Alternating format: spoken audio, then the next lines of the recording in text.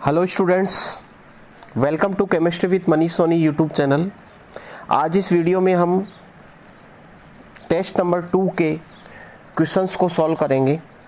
आपके 2 टेस्ट लग चुके हैं। पहला टेस्ट आपका ठोस अवस्था का हुआ था और दूसरा जो टेस्ट है वो आपका आज ही हुआ है 19 तारीख को विलेन वाले चैप्टर का। तो इसका वीडियो सॉल्यूशन मैं आपके सामने लेके आया हूँ। तो शुरुआत करते हैं। सबसे पहले हम बात करेंगे क्वेश्चन नंबर 1 की। क्वेश्चन नंबर 1 है, निम्न में से कौन सा एक अणु सांख्यिकी गुणधर्म वृहद आणविक पदार्थों के मोलर द्रव्यमान को ज्ञात करने की सर्वोत्तम विधि है? पहला ऑप्शन है वाष्प दाब में अवनमन, दूसरा है क्वथनांक में उन्नयन, तीसरा है हिमांक में अवनमन और चौथा है परासरण दाब। तो स्टूडेंट्स याद रखिएगा कि किसी भी वृहद आणविक पदार्थ जैसे प्रोटीन, बहुलक आदि का यदि मोलर द्रव्यमान ज्ञात करना हो तो सबसे बेस्ट अणु सांख्यिकी गुणधर्म परासरण दाब होता है। तो इस प्रश्न का सही उत्तर होगा डी, परासरण दाब। क्वेश्चन नंबर 2, ताप बढ़ाने पर किसी द्रव का वाष्प दाब। देखिएगा, जब भी हम किसी द्रव का तापमान बढ़ाते हैं तो तापमान बढ़ाने से उसके वाष्प दाब में सदैव वृद्धि होती है। सदैव क्या होती है? वृद्धि। तो दूसरे क्वेश्चन का सही आंसर होगा बी, सदैव बढ़ता है। तापमान बढ़ाने पर किसी द्रव का वाष्प दाब सदैव बढ़ता है। क्वेश्चन नंबर 3 है, शुद्ध जल की मोलरता होती है। शुद्ध जल की आपसे क्या पूछी गई है? मोलरता। देखिएगा, ये वाला जो क्वेश्चन है, ये क्वेश्चन आपकी बुक में जो पीछे ऑब्जेक्टिव क्वेश्चंस दे रखे हैं उनमें ये क्वेश्चन दे रखा है। तो ये क्वेश्चन आपसे पूछा जा सकता है बोर्ड एग्जाम के अंदर। देखिएगा, आपको याद रखना है शुद्ध जल की जो मोलरता होती है वो हमेशा फिक्स होती है। शुद्ध जल की मोलरता हमेशा क्या होती है? फिक्स होती है और इसका मान होता है 55.5 m। 55.5 m। तो इस क्वेश्चन का जो आंसर है वो आपको डायरेक्टली याद करना है। हालांकि मैं आपको अभी बता दूंगा कि ये मोलरता आती कैसे है। ठीक है, फिलहाल आप याद कर लीजिएगा कि शुद्ध जल की जो मोलरता होती है, शुद्ध जल चाहे कितना भी हो, चाहे 1 लीटर हो, चाहे 5 लीटर हो, चाहे 5000 लीटर हो और चाहे 100 ml हो या 10 ml हो, कितना भी शुद्ध जल हो, उसकी जो मोलरता होती है वो हमेशा फिक्स होती है और उसका मान कितना होता है? 55.5 m होता है। अब बात करते हैं सर ये आया कैसे 55.5। तो देखो, इसको हम सॉल्व करते हैं। सबसे पहली बात, आपको मोलरता का सूत्र आना चाहिए। मोलरता बराबर होती है विलेय की ग्राम में मात्रा, यानी WA बटा विलेय का अणुभार MA गुणा विलयन का आयतन ml में, ऊपर किससे गुणा करते हैं? 1000 से। देखिएगा, जल का जो घनत्व होता है वो होता है 1 ग्राम प्रति ml। जल का घनत्व कितना होता है? 1 ग्राम प्रति ml। तो बताओ, हम जानते हैं घनत्व बराबर होता है द्रव्यमान बटा आयतन। घनत्व बराबर क्या होता है? द्रव्यमान बटा आयतन। तो बताओ, द्रव्यमान m बराबर क्या होगा? d गुणा v। d गुणा v। अब मैंने मान लिया कि मेरे पास में जो जल है उसका 1000 ml है। मेरे पास जल का कितना ml है? 1000 ml। मेरे पास जल का कितना ml है? 1000 ml। तो बताओ, जल का घनत्व 1 होता है और आयतन मैंने कितना मान लिया? 1000 मान लिया। तो बताओ, द्रव्यमान कितना आ जाएगा? 1000 ग्राम आ जाएगा। देखो, 1 ग्राम प्रति ml है और वो 1000 ml है, तो ml से ml तो कट जाएगा, तो आपके पास क्या बचेगा? 1000 ग्राम। इसका मतलब आपके पास में जल की जो ग्राम में मात्रा हो गई वो कितनी हो गई? 1000। ठीक है, और जल का अणुभार कितना होता है? 18।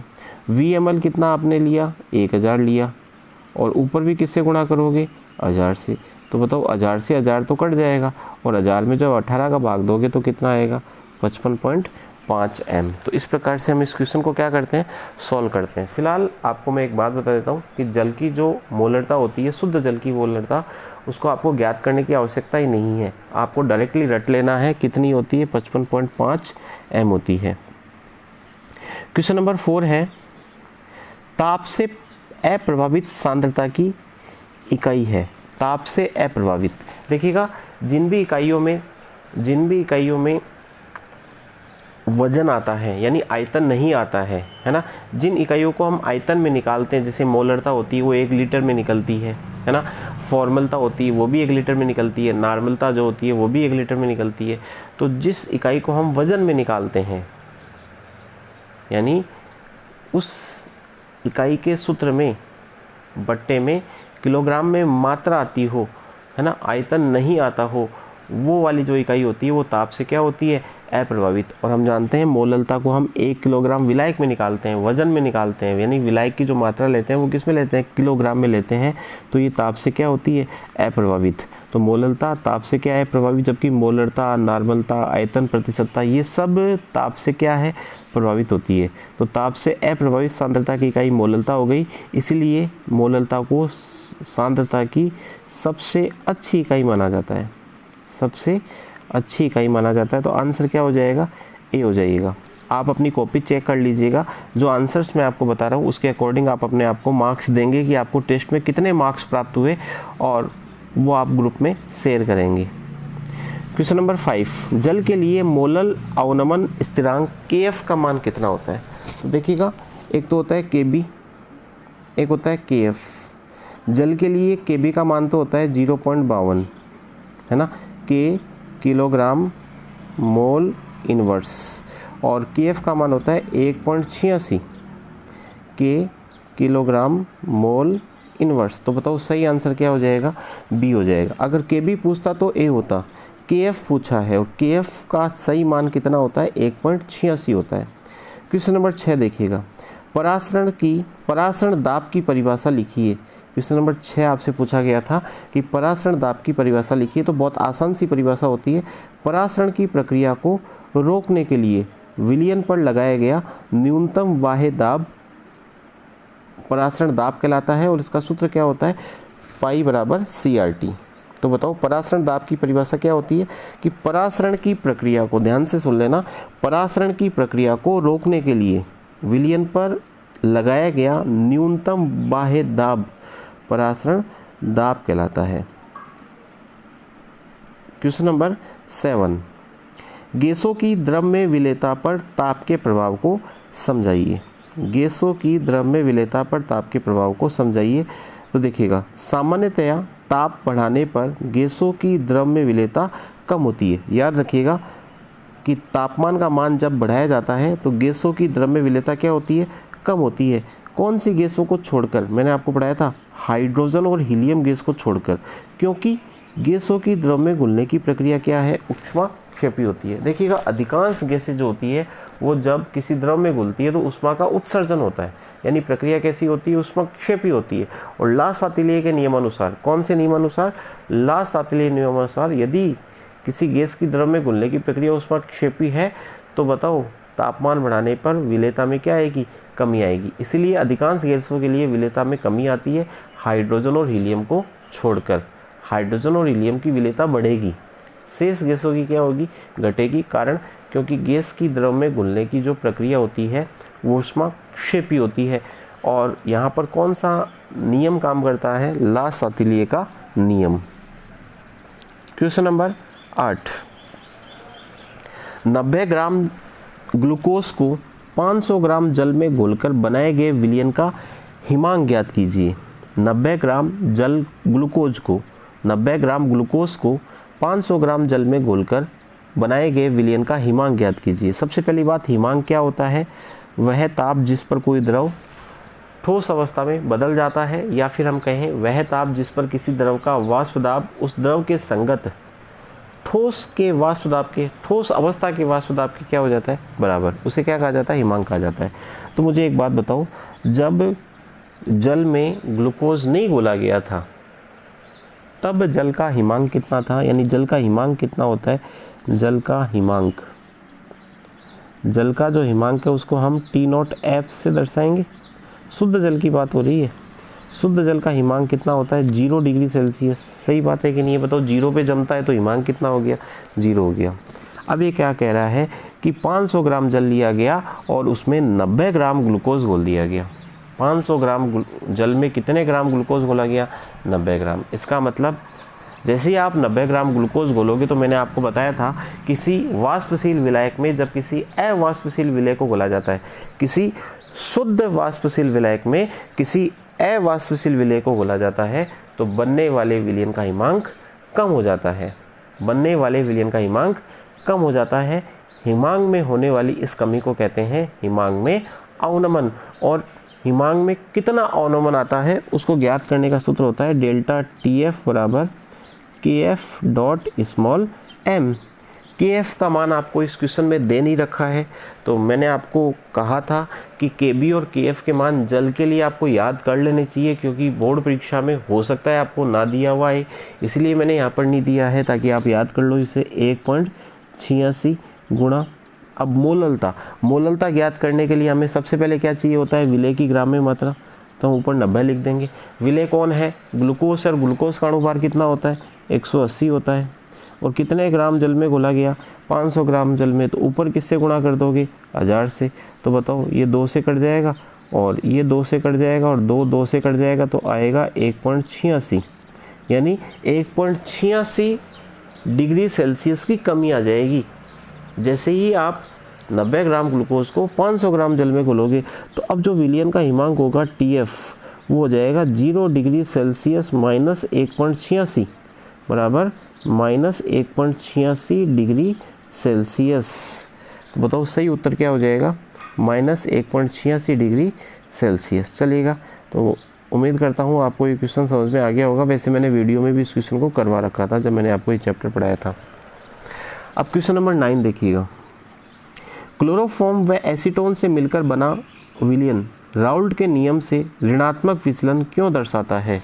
देखिएगा, मैंने आपको बताया था कि आदर्श विलयन 2 प्रकार के होते हैं। विलयन 2 प्रकार के होते हैं, आदर्श विलयन और अनादर्श विलयन।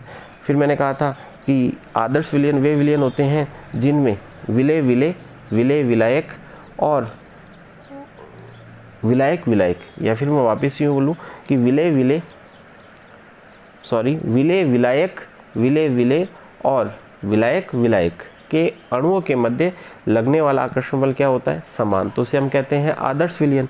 यानी विलायक, ए को विलय मान लिया और बी को क्या मान लिया? विलायक। विलायक के कणों के मध्य लगने वाला आकर्षण बल विलय व विलायक के कणों के मध्य आकर्षण बल के क्या होता है? समान। तब तो उसे कहते हैं आदर्श विलयन। और अनादर्श विलयन में ये आकर्षण बल समान नहीं होता है। इसका मतलब विलय और विलायक के कणों के मध्य या तो आकर्षण बल ज़्यादा होगा या आकर्षण बल क्या होगा? कम होगा। जब आकर्षण बल विलय और विलायक के कणों के मध्य ज़्यादा होता है तो राउल्ट के नियम से विचलन दर्शाता है ऋणात्मक। और यदि विलय और विलायक के कणों के मध्य आकर्षण बल होता है कम, तो वो राउल्ट के नियम से धनात्मक विचलन दर्शाता है। तो यहाँ पे आप देखिएगा, क्लोरोफॉर्म और एसीटोन जो है उनके अणुओं के मध्य, ये आपका एसीटोन है CH3 डबल बॉन्ड O, और ये आपका है क्लोरोफॉर्म, है ना। क्लोरोफॉर्म में H पे प्लस और ये ऑक्सीजन पे हम मान लेंगे माइनस इसके ऊपर, तो यहाँ पर एक क्या बन जाएगा? काल्पनिक बंध, जिसे हम कहेंगे हाइड्रोजन बंध। ये हाइड्रोजन बंध का निर्माण हो जाता है ना। विलय और विलायक के कणों के मध्य, यानी एसीटोन और क्लोरोफॉर्म के अणुओं के मध्य हाइड्रोजन बंध उपस्थित होता है, अंतराण्विक हाइड्रोजन बंध, जिसके कारण से क्या होता है? विलय और विलायक के कणों के मध्य आकर्षण बल बढ़ जाता है।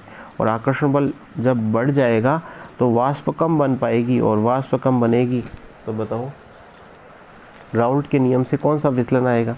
ऋणात्मक विचलन आएगा। तो उम्मीद करता हूँ आपकी समझ में आ गया होगा। वापस से समझ लीजिएगा आपको आंसर क्या लिखना है, क्योंकि क्लोरोफॉर्म व एसीटोन के अणुओं के मध्य अंतरा आणविक हाइड्रोजन बंध उपस्थित होते हैं, जिस कारण विलय और विलायक के अणुओं के मध्य अंतरा आणविक आकर्षण बल विलय एवं विलायक के मध्य अंतरा आणविक आकर्षण बल से अधिक हो जाता है। और आकर्षण बल अधिक हो जाएगा तो भाप कम बनेगी, और भाप कम बनेगी तो विचलन कैसा आएगा? ऋणात्मक आएगा। तो समझ में आ गया होगा। एक बार वापस बता देता हूँ, क्योंकि क्लोरोफॉर्म व एसीटोन के अणुओं के मध्य अंतरा आणविक हाइड्रोजन बंध उपस्थित होते हैं, जिस कारण विलय व विलायक के अणुओं के मध्य अंतरा आणविक आकर्षण बल विलय एवं विलायक के मध्य अंतरा आणविक आकर्षण बल से अधिक होता है।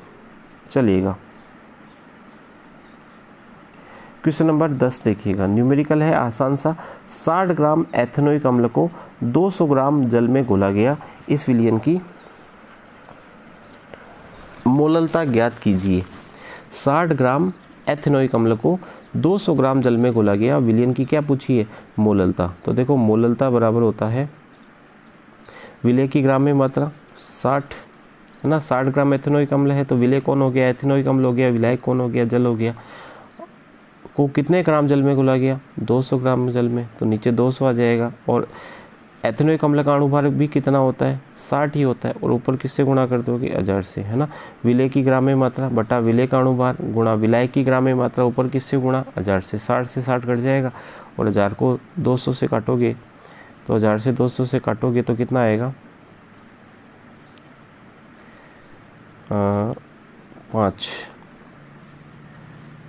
5 आएगा। ये यहाँ पे मैंने गलत कर दिया है, इसको आप सही कर लीजिएगा। ये गलत लिखा गया है यहाँ पर, देखिएगा वापस से बता देता हूँ, ये गलत लिखा गया। 60 तो हो गया इसका विलय की ग्राम में मात्रा, और एसिटिक अम्ल होता है ना, उसका अणुभार 60 ही होता है। 12 + 3, कार्बन का 12 हो गया, हाइड्रोजन का 3 हो गया, कार्बन का 12 हो गया, ऑक्सीजन का 16 16 कितना हो गया? 32, और फिर एक हाइड्रोजन आ गया, तो 12 और 3 कितना हो गया? 15, 15 और 1 16, 16 और 12 कितना हो गया? 28, और 28 और 32 कितना हो गया? 60। तो यहाँ पर 120 की जगह 60 आएगा, है ना। 60/60 गुणा 60/60 गुणा 200, ऊपर किससे गुणा? 1000 से। तो 60 से 60 कट जाएगा और 1000 में जब 200 का भाग लगेगा तो उत्तर आएगा 5। तो याद रखिएगा इस क्वेश्चन का आंसर होगा 5 मोल प्रति किलोग्राम। ये ढाई नहीं है, इसको कितना कर लेना? 5। यदि आपका उत्तर 5 आ रहा है तब आपका आंसर सही है, ढाई नहीं। कितना आना चाहिए? 5। और ये 120 नहीं होगा, ये कितना होगा? 60 होगा। 120 तो तब होता जब ये द्विलक के रूप में विद्यमान होता, है ना। तो एसिटिक अम्ल का अणुभार हम 60 ही काम में लेंगे मोललता के अंदर। तो उत्तर कितना आएगा? ढाई नहीं आएगा। वापस से सुन लेना भैया, अगर 5 आ रहा है ना आपका उत्तर तो आपका सही है, और यहाँ पे आपने 60 ही लिखा होगा यदि आपने स्टडी किया है। ये टाइप करने में गलती हो गया। क्वेश्चन नंबर 11 देखो, अवाष्पशील विलय युक्त विलयन के लिए राउले का नियम लिखिए। तो देखिएगा अवाष्पशील विलय युक्त विलयन के लिए राउले के नियम के अनुसार किसी अवाष्पशील विलय युक्त विलयन के वाष्प दाब में आपेक्षिक अवनमन विलय के मोल अंश के क्या होता है? समानुपाती। किसी अवाष्पशील विलय युक्त विलयन के वाष्प दाब में आपेक्षिक अवनमन विलय के मोल अंश के समानुपाती होता है। मैंने आपको बताया था P0 - PS बटा P0 समानुपाती होता है XA के, है ना। यही क्या है? अवाष्पशील विलय युक्त विलयन के लिए राउले का नियम। जबकि वाष्पशील विलय युक्त विलयन के लिए राउले का नियम अलग है ना। वाष्पशील विलय युक्त विलयन के लिए राउले का नियम अलग है। उसमें हम पढ़ते हैं कि किसी अवयव का आंशिक वाष्प दाब एक निश्चित ताप पर उस अवयव के मोल अंश के समानुपाती होता है। जबकि अवाष्पशील के लिए पूछना इंपॉर्टेंट बात है, ये 2 अलग अलग नियम आप पढ़िएगा नोट्स के अंदर, ठीक है। चलिएगा 12वां क्वेश्चन देखो, स्थिर क्वाथी मिश्रण की परिभाषा लिखिए। कुछ ऐसे द्विघटकीय मिश्रण जिनका द्रव एवं वाष्प प्रावस्था में संघटन समान होता है तथा जो एक स्थिर ताप पर उबलता है, ऐसे मिश्रण को हम क्या कहते हैं? स्थिर क्वाथी मिश्रण कहते हैं। मतलब जिनका क्वथनांक क्या हो जाए? स्थिर हो जाए, है ना। 2 द्रव हैं जिनके क्वथनांक अलग अलग है, लेकिन जब मिला दिया तो अब वो एक ही ताप पर क्या करेंगे? बॉईल करेंगे, है ना। और द्रव और वाष्प प्रावस्था में उनका संघटन क्या रहेगा? समान। बहुत अच्छे से मैंने इसको पढ़ा रखा है, आप देखिएगा इसको। क्वेश्चन नंबर 13 देखिएगा, मोलल उन्नयन स्थिरांक की इकाई लिखिए। तो ये सबको पता है K किलोग्राम प्रति मोल, K किलोग्राम प्रति मोल या मोल इनवर्स, है ना। K किलोग्राम प्रति मोल या मोल इनवर्स। क्वेश्चन नंबर 13 हो गया ना। क्वेश्चन नंबर 14 देखिएगा। क्वेश्चन नंबर 14 जो है वो है समुद्री जल से शुद्ध जल प्राप्त करने के लिए विपरीत परासरण में प्रयुक्त अर्धपारगम्य झिल्ली किस पदार्थ की बनी होती है? याद कर लीजिएगा, बहुत इंपॉर्टेंट क्वेश्चन है। सेलुलोज एसीटेट की बनी होती है। समुद्री जल से शुद्ध जल प्राप्त करने के लिए विपरीत परासरण विधि होती है ना, उसमें मैंने आपको बताया था समुद्री जल से क्या प्राप्त किया जाता है? शुद्ध जल। उसमें जो अर्धपारगम्य झिल्ली है वो किस पदार्थ की बनी होती है? सेलुलोज एसीटेट की बनी होती है। हेनरी के नियम की 2 सीमाएं लिखो। तो हेनरी के नियम की 2 सीमाएं हो गई, दाब का मान बहुत अधिक नहीं होना चाहिए और ताप का मान बहुत कम नहीं होना चाहिए। ठीक है, तो ये 2 सीमाएं, इनके अलावा भी अगर आपने कोई लिखी है और वो बुक में दे रखी है तो वो सीमा भी आपकी सही मानी जाएगी। तो ये टोटल कितने क्वेश्चंस हो गए?